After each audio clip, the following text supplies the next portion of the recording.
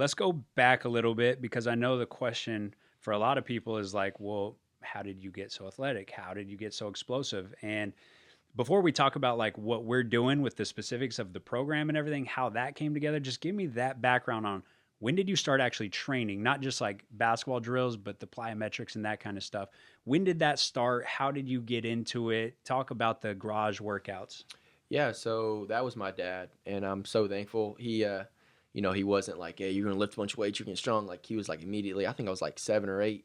My sister was an athlete, and she was doing these plyometrics, and obviously wanted to join. I was like, "Man, if she's doing it, I'm gonna do it." And it was like 7, 8 years old. I started doing like the dots, and I started doing the ladder, and I fell in love with it, and I just kept always like was super quick and a fast twitch, and I really enjoyed doing that. And my dad wouldn't let me lift until like I'd hit puberty. I had armpit hair and everything, so Yeah. you want to look cool for the girls, like you were saying. Yeah. But I knew this was going to be the best for my my growth and my career. So it was super cool that he started me out early and kind of gave me that advantage. Yeah. And then kind of after puberty, did you start doing a little bit more like lifting, or was it still kind of like mainly plyometrics now featured a little bit of lifting? Yeah, so plyometrics were definitely always my main thing, and lifting, it became the balance. I wouldn't say it was too much more less than plyometrics, but it was definitely a big emphasis. Like I gotta get stronger. I think it was my sophomore year. I was like, all right, like I gotta get stronger. Like this has to be noticeable jump, and it's just a lot of time because you want to do a certain amount of plyometrics. So it's just like a lot of time consuming things. But we would always work it into the lifts. You know what I mean? Mm-hmm. Yeah. And you made a point, like we were talking a little bit before about how you feel so good when you do plyometrics, even today. Like you feel healthier, you feel springier when you have plyometrics present at all times. And you also made a good point about like how a lot of people do so much strength training and then they just sprinkle in a little bit of plyos, but you're so drained from the strength training and your legs just are just gassed. And then it makes the plyos hard. You're like, I don't even want to do the plyos anymore because my legs are so tired. Talk about that, like, that balance between the lifting that you do, even today, like the lifting that you do with the plyos. How do you balance that?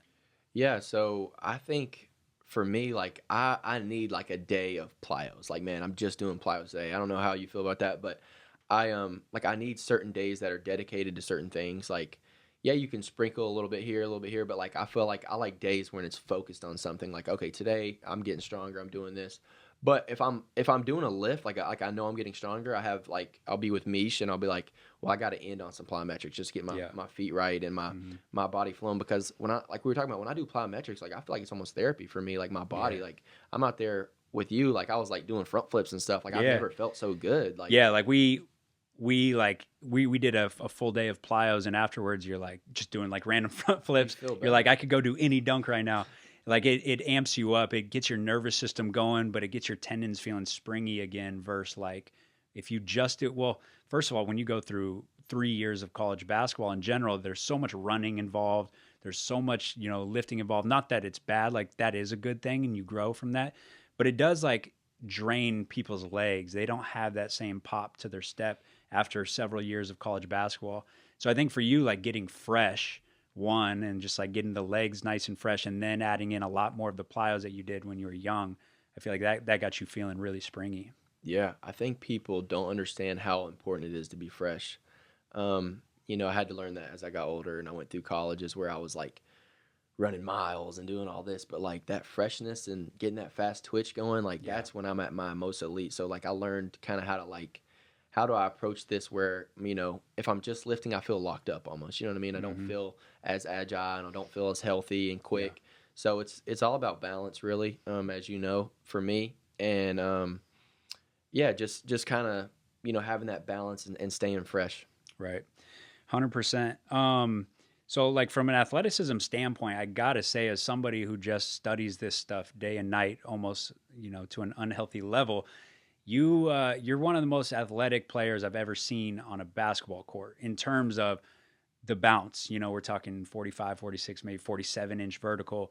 And then the agility, the change of direction, deceleration, the speed, all that combined. Because you'll find guys who have that bounce, but then they don't have the first step explosiveness. You find guys who are fast, but they don't have that bounce.